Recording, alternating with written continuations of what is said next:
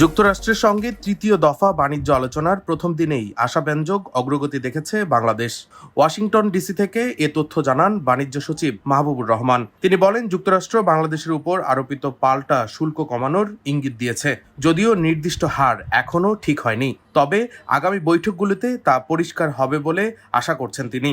মঙ্গলবার স্থানীয় সময় দুপুর 12:30 থেকে বিকেল 5:30 পর্যন্ত এই বৈঠক হয়। বাংলাদেশের পক্ষে নেতৃত্ব দেন বাণিজ্য উপদেষ্টা শেখ বশির উদ্দিন। প্রতিনিধি দলে আরও ছিলেন জাতীয় নিরাপত্তা উপদেষ্টা, বাণিজ্য সচিব, অতিরিক্ত সচিব এবং দূতাবাসের শীর্ষ কর্মকর্তারা। যুক্তরাষ্ট্রের পক্ষে আলোচনায় নেতৃত্ব দেন সহকারী trade representative Brendon Lynch.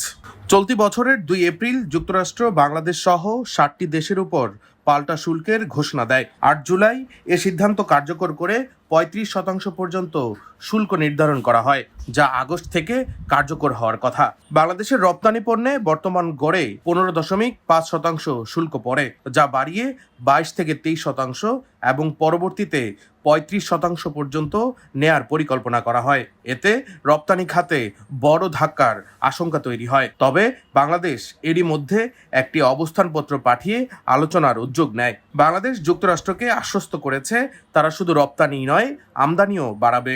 Boeing থেকে 25টি উড়োজাহাজ কেনা, প্রতি বছর 7 লাখ টন গম, সয়াবিন, এলএনজি, তুলা ও সামরিক সরঞ্জাম আমদানির পরিকল্পনার কথাও জানানো হয়েছে। বাংলাদেশের দাবি, তাদের সঙ্গে বাণিজ্য ঘাটতি মাত্র $6 বিলিয়ন, যেখানে ভিয়েতনামের ঘাটতি 123 বিলিয়ন।